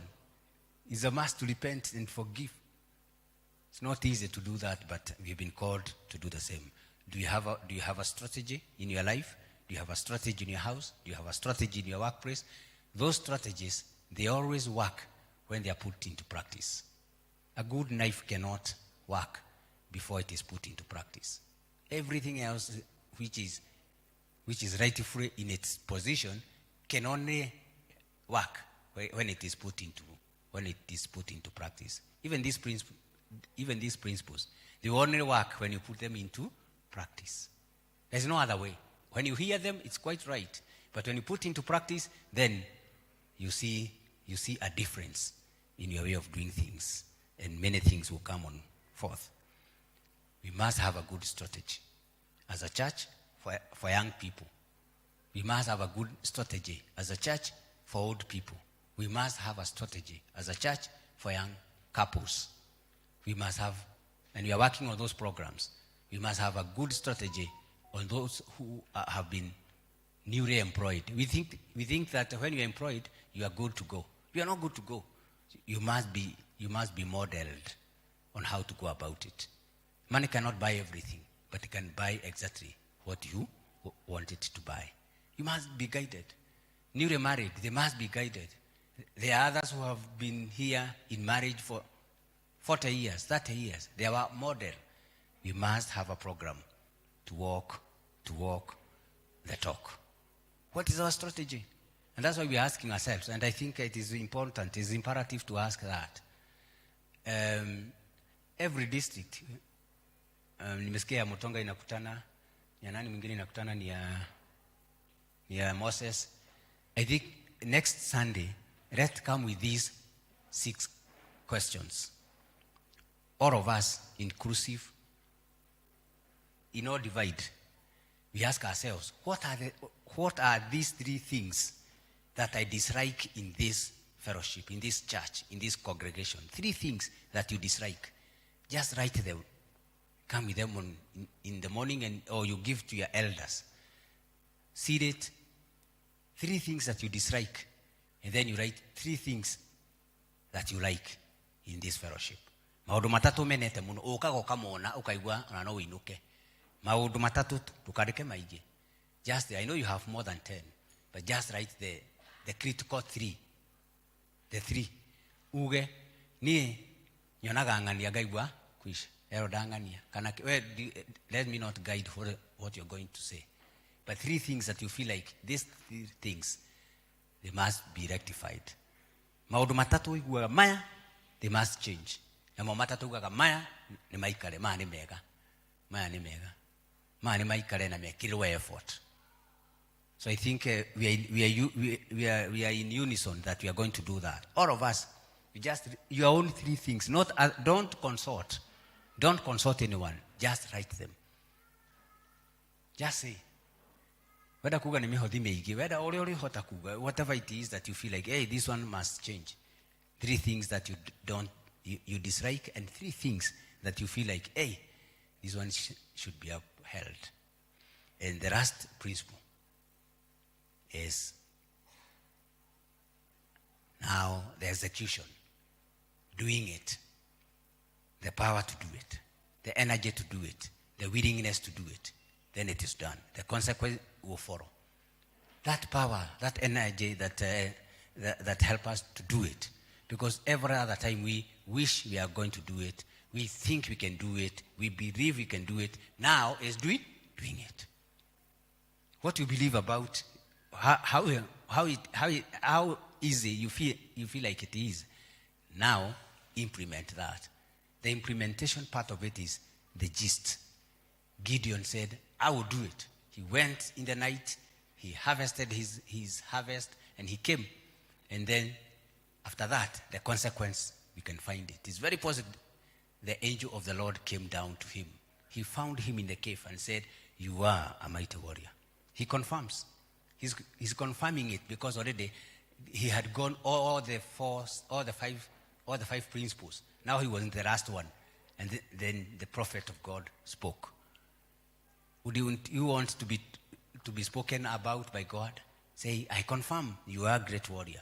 I'll get to use you for my purpose. You are seated here.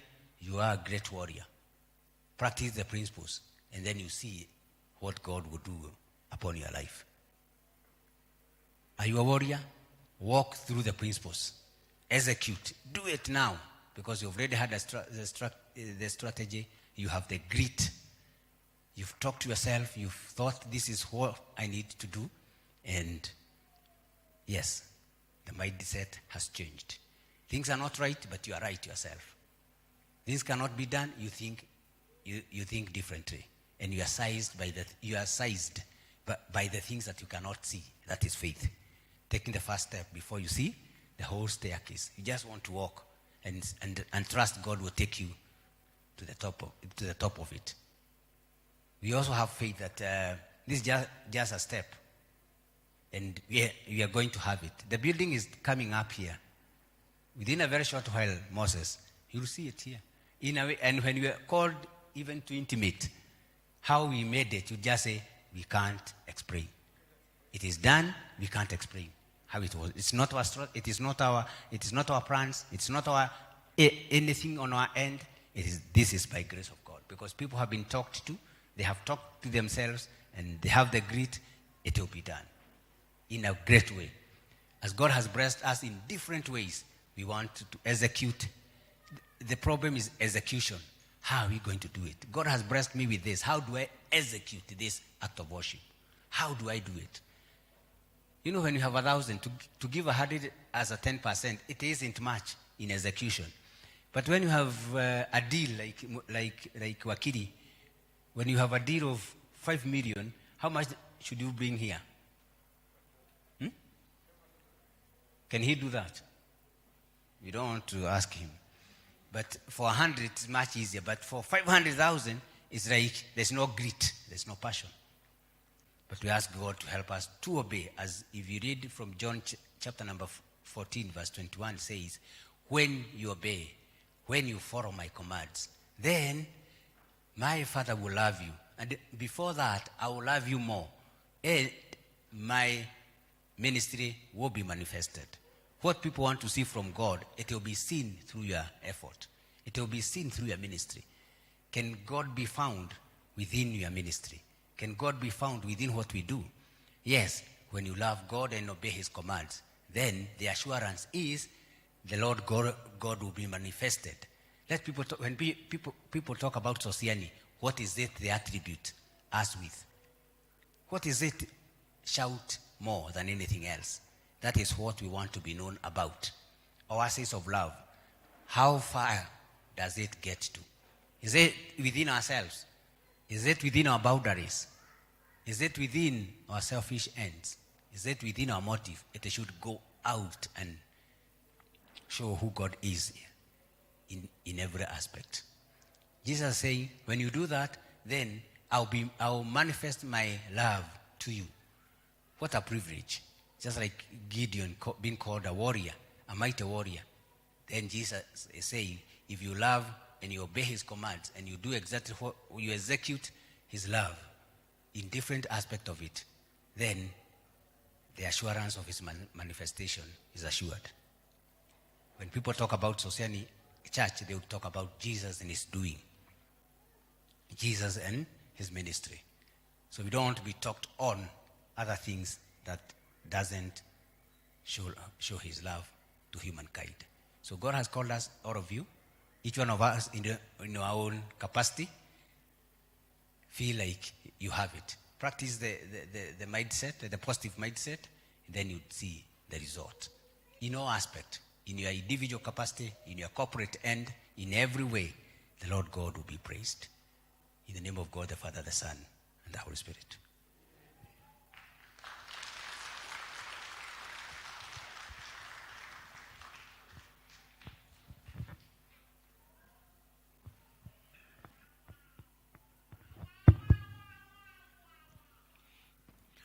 Bwana asifiwe. Praise God. Thank you, Reverend, for that powerful sermon. And as I was listening to the sermon, I asked myself, can I be the Gideon of today? No duike Gideon wa umuthi. Ngiri magana matano Saturday. Good challenge. Challenge yourself, and we shall move together. It's now time for tithes and offerings, and you will be led by Elder Martin.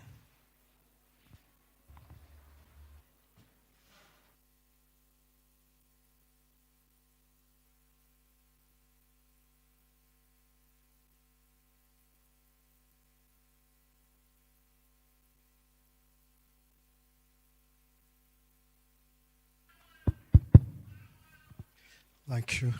Kanisa Bwana asifiwe. Let's give our moderator a better clap. Thank you, thank you. It was done, but I cannot explain how it was done. It's an inspiring word.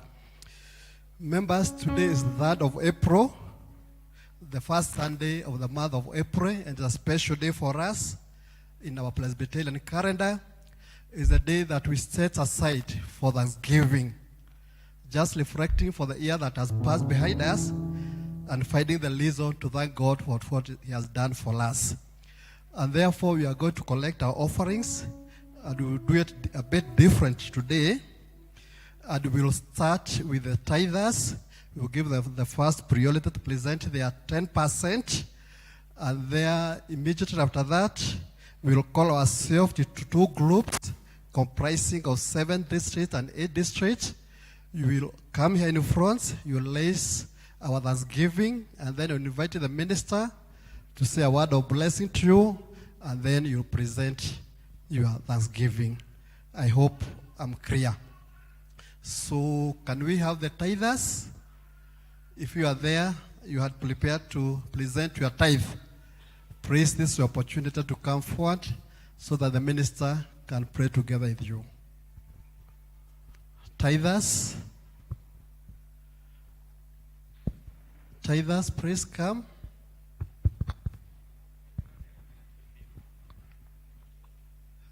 Okay. And also, if you are there and you had paid through the pay bill, please also come. You had paid your tithe through our M-Pesa pay bill, you can also come in front.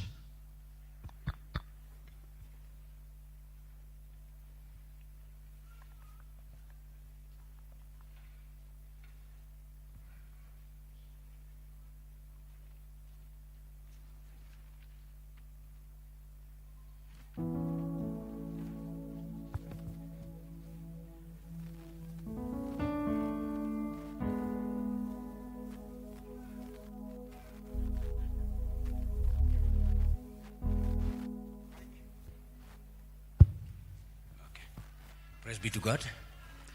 This is a sacrifice.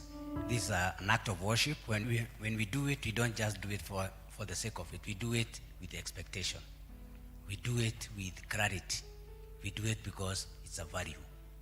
And any time you decide to do something and then you do it, you have 2 things that you give to yourself: self-confidence and also a positive identity. You just say, I will do it, then you do it. Those things come along.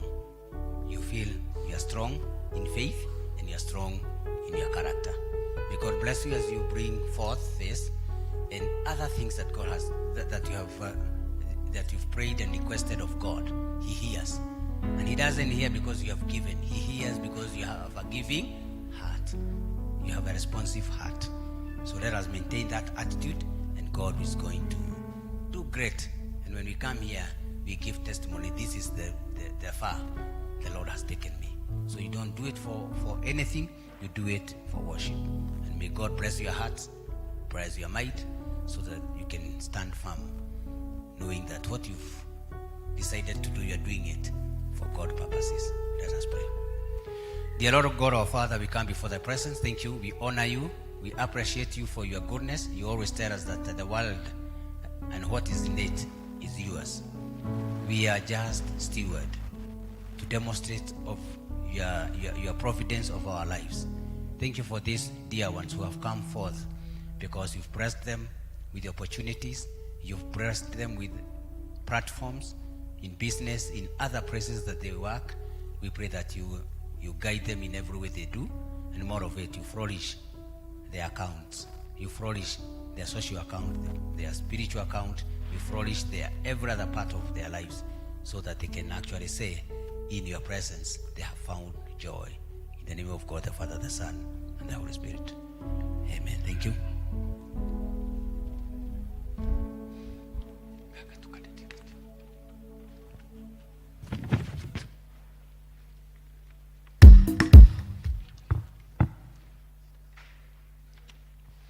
We also want to dedicate one of our item here. we use for correction. The deacons, 2 deacons can come over. 2 deacons can come over so that we can dedicate this tray. Thank you. The church to stand. Tusimame wote.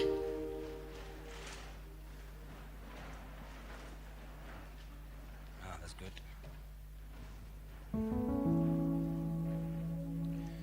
We dedicate this tray for the purposes intended for, so that whenever we need to correct offering and other things that need to be put into this tray, it will be done for His glory and to reflect the best practice of giving to God. And also, it's an open tray. It is receiving and also giving. It is not closed. So it is an act of giving and receiving and giving to God's service. In the name of God the Father, the Son, and the Holy Spirit. Now it is ready for use. You can sit. Thank you. So far, so good. Okay. The following district, please come and present our Thanksgiving. Savannah members, Upendo, Sharon, Harisi, Busala, Kibagare, and Kanisani. Please let us come forward.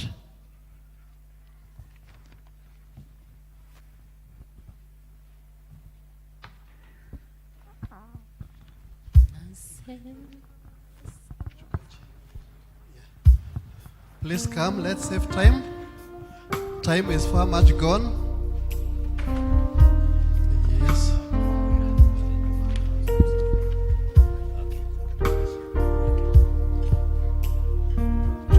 Tukuje.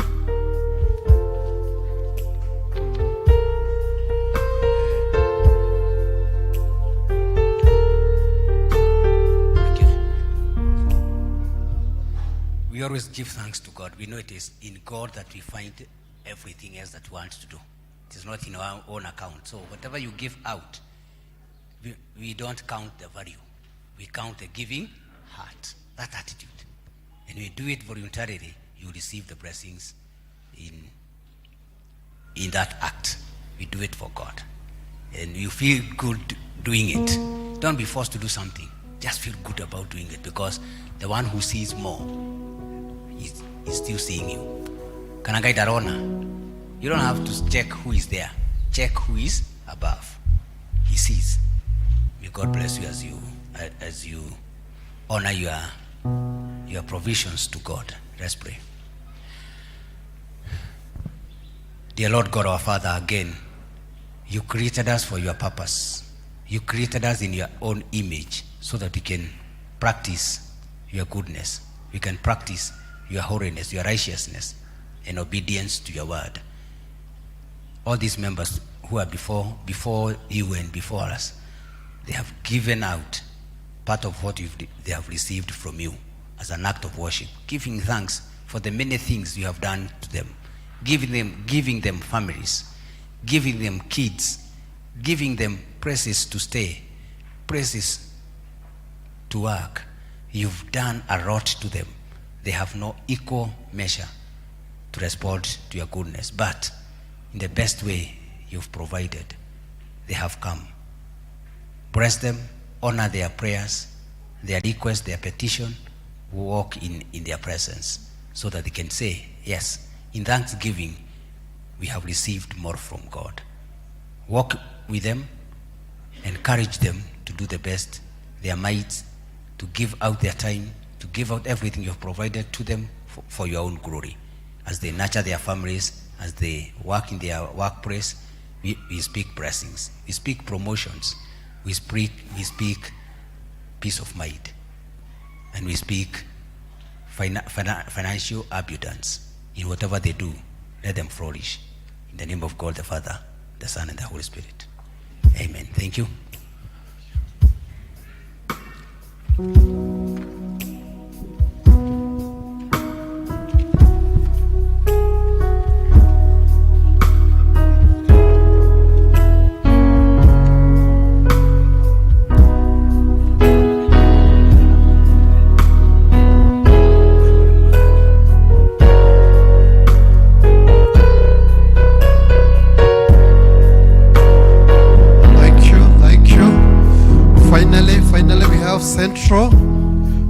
Amarox, Muthaiga, Shumaini District, Bahati, Greenfield, Dhawambu, and Mwangaza. Our visitors, you are also in that group, and anybody else who is not afraid, who does not belong to any of the groups that I've mentioned. So please come. Kujeni.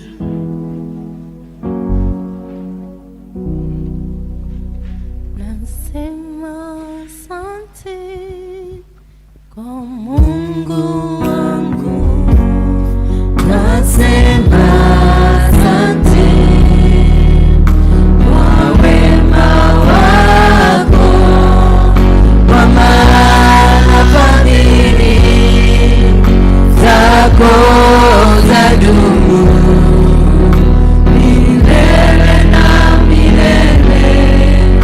Amina. Milele na milele.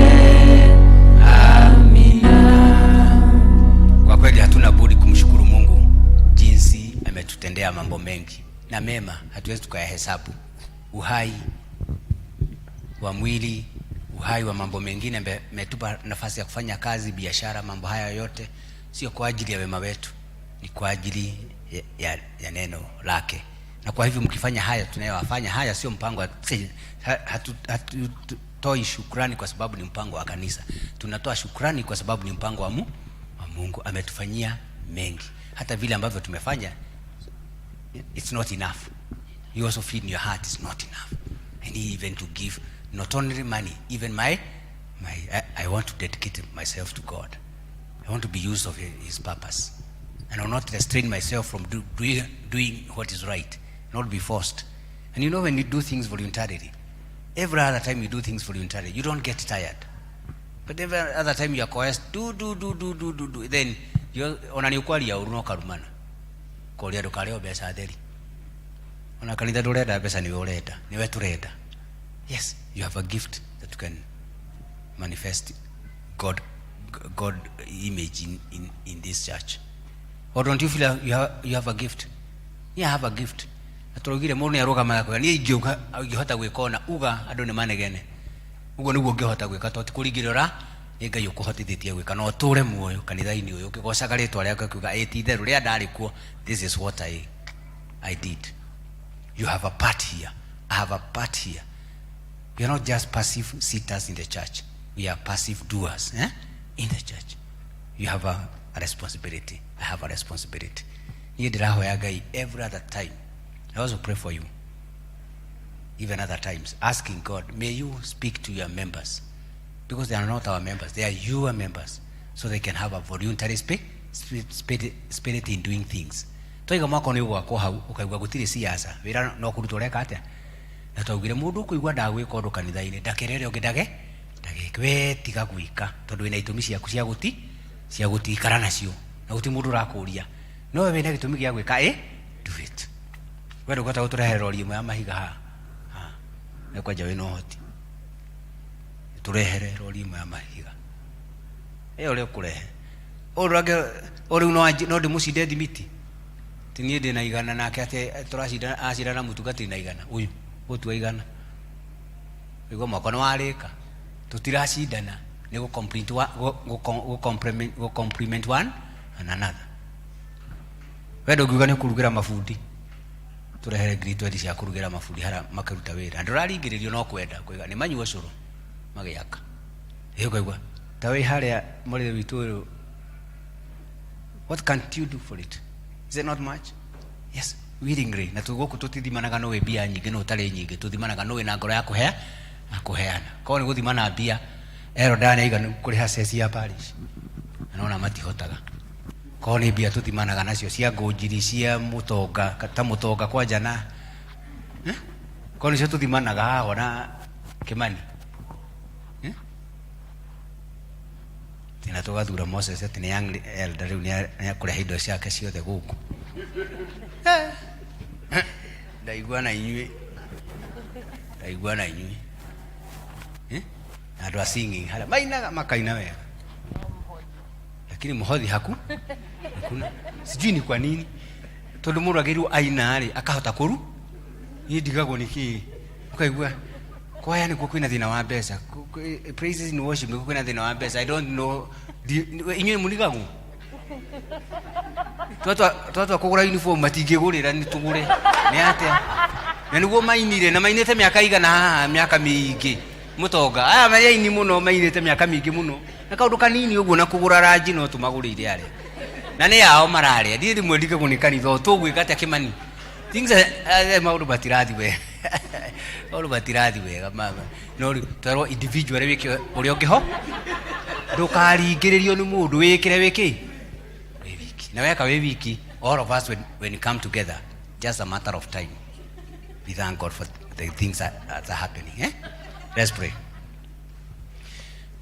Mwathani twagucokeria ngatho aya weta nigetha moke macokie ngatho ni ura maundu maingi amwe maracokia ngatho ni undu wa ciana ciao ni irahetukire class 8 aria angi maracokia ngatho tondu ciana ciao ni iragimarire no ramahotanira na amwe maragerera kiikaro giki ngumo no gociro gucokerera aria angi magucokeria ngatho marari arwaru na marahona andoo marahona andoo ni kwina thayo micii gutarari na thayo kwina gikeno amwe mokite na ngatho cia mwanya ni kumahe mweke wa kuruta wira aria angi business ciao ni irakura irari thi hindi ya corona na riu ni irabatira ni ira mwathani twagucokia moka gucokia ngatho kuga etitheru niwo hingurite economy niwo hingurite mieke eno na aria angi mwathani moka gucokia ngatho tondu maundu mao matirathi wega no moiga no tuguka kuga ni mekwagira moka gwikira wira ati wiho hamwe nao na ni ukumatongoria mwathani twaguthaitha monekere na njira cia mwanya matungate mareithie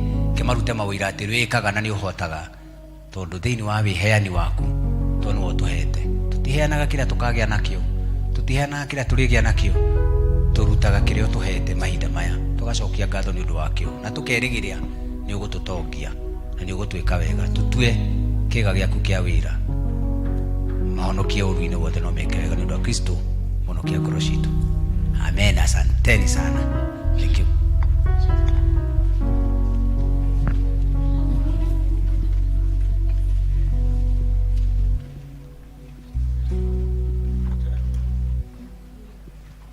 Nasema asante kwa Mungu wangu, nasema asante kwa wema wako, kwa maana fadhili zako zadumu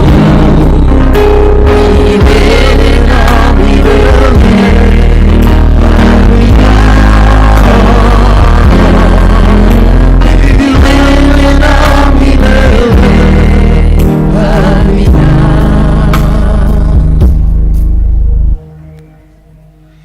Praise Him. We may sit for a minute. Bwana asifiwe. We are coming to the end of our English service. Just two announcements. Group H, those who are in Group H, you are meant to meet shortly after this service, but because of the time aspect, kindly let us meet next Sunday.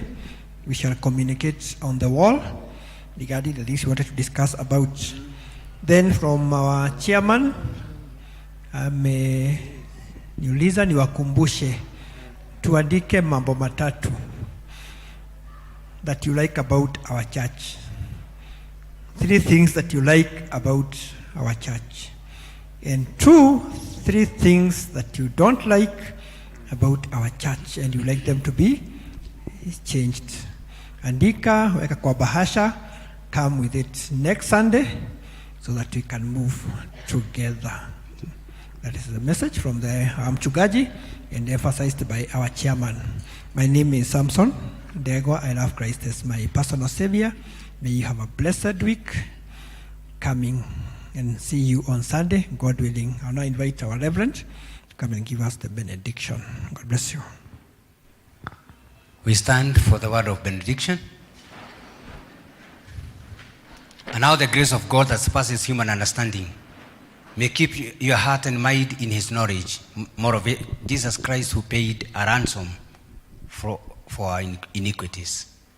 And And the blessings of God the Father, the Son, and the Holy Spirit walk with you in your places of work, walk with you in your places of, in your families, and everywhere else that you are called to serve.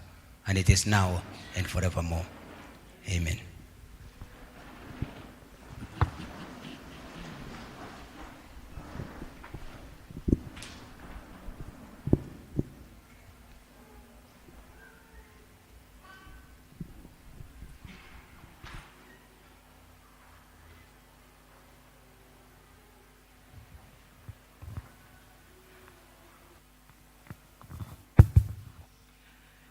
Bwana asifiwe. Shall now stand up, praise and worship. Give us a number. Turn the Bible back to the vestry.